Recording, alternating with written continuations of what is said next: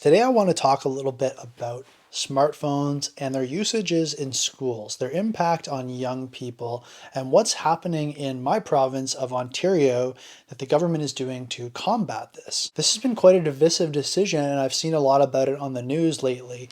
But the Ontario government, Doug Ford's Ontario government, the Conservatives, they are putting forward a new policy in all schools, elementary and high schools, I believe, which basically are limiting the usage of smartphones for all students in these schools. Basically, what they've done is from now on, students are going to come into classrooms and they're going to have to check in their phone at the beginning of class.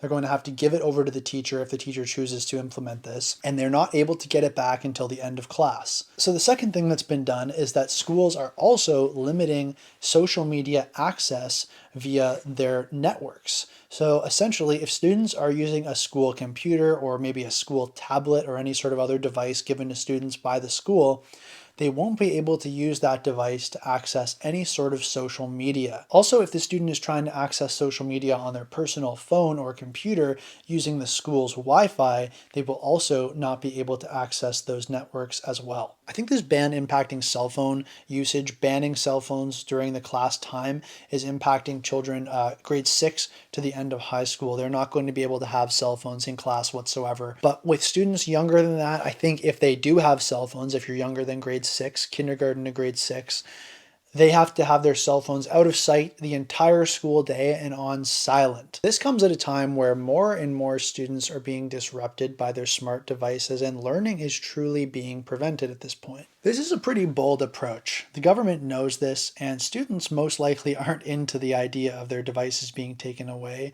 because people have become quite reliant on these devices, but I do ultimately think that this is a good thing. The reality is that children are growing up with an iPad or a phone in their hands, and this does have an impact on learning and on the way that they're developing as well. Anxiety, depression, insecurity in young people, it's on the rise. There's obviously more instances of things like cyberbullying, and learning is certainly being impeded by these devices. The average kid nowadays wants to grow up to be an influencer, and I don't think that's necessarily a bad thing, but I think it is indicative of the impact that these devices have on the young people's development and their expectations for reality. Young people are also having less and less in-person interactions and are less and less comfortable with doing their interactions, especially uncomfortable ones, face to face. I'm reading a book right now called Reclaiming Conversation by Sherry Turkle.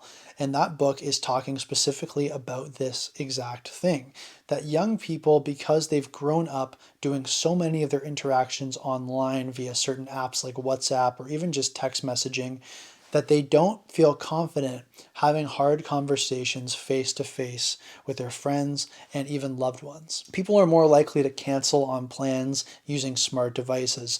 People are more likely to break up with their partner using their smart devices rather than speaking to them face to face. This is leading to a decrease of empathy because people aren't able to actually see and feel the emotions and their impact of their actions on one another because they're doing all of their interactions through a screen. Now, I'm sure you can understand as well why these devices would also be so detrimental for learning in general because they're simply so distracting. If you're watching this channel, it's likely that at some point or another you yourself were distracted by smart devices and you've sought a different way of approaching them.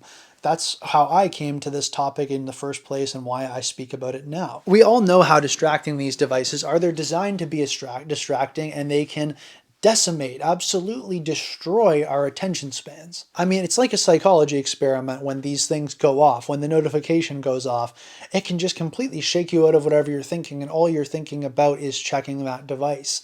That is not something that you want a young person to be carrying in their pocket while they're at an institution of learning, supposed to be getting an education to prepare them for our world of work and of life. Now, without a doubt, young people have also used these technologies to broaden their understandings of certain subject matters as well and become more proficient in other areas of technology that previous generations just wouldn't have had access to in the first place. Young people are basically coders, they're video editors, they're content creators, and this is just the average kid just because they have these devices from birth, essentially. Whether that's a good thing or bad thing, TBD. Back when I was in university about a decade ago, it was really a little bit toward the later part, I guess, of the beginning of when it was becoming normalized to bring a computer into the classroom to take notes. It was kind of pitched as a way for students to follow along with the PowerPoint slides by having them downloaded on their computer and being able to follow along on their respective computers. But it was ultimately a tool for distraction. Professors, aren't able to see what each student is on unless they're walking up and down the rows and seeing if anybody's actually looking at the lecture notes or whether they're looking at something completely different. And I can remember oftentimes that other students around me and even myself at times were using our computers for distracting purposes. That wouldn't have been available to me if I was sitting down there with just a notebook. I would have had to at some point stop doodling or doing other analog tasks to distract myself and just pay attention to what was going on. There's only certain amount of, I guess, daydreaming and drawing that you can do before you just have to sit there and hear what's actually being said. With the internet, that's not really as much of a problem because there's an infinite amount of things to distract you. And to have the internet in your pocket at a young age before you're really able to temper that desire and you just kind of go after whatever is interesting and exciting to you at the time, that can be quite damaging to learning. When you're young, you don't really like school. I mean, you maybe like it because there's social aspects and there's some people who are young and smart enough to really like learning, but the average person doesn't really care that much about school at a young age. To have something that's better, more interesting to you as a young person, distracting you in your pocket, you're going to go to that thing first, and that is going to impede your learning, and that is going to screw you down the road. So I think having that device just taken away from you at a time where you really can't make the best choice for yourself because you're still just figuring out how to live life, I think that's probably for the best. I don't think people are going to be overly happy about it. I don't think the children are going to be happy to have their phones and devices taken away from them. At this point, I don't want to say it like this because it sounds rude, but I think people have become so reliant, children have become so reliant on these devices from having them from such a young age that in a sense they're kind of addicts to the dopamine hit that comes from these devices. So to have them taken away, it won't be a welcome change for them. It will probably come with some level of device digital withdrawal. When I was young, I did a lot of doodling. There is other ways that you can distract yourself without going on YouTube or TikTok or whatever it is. But ultimately, there's only so much doodling you can do, and eventually you just have to get down to the task at hand and do it.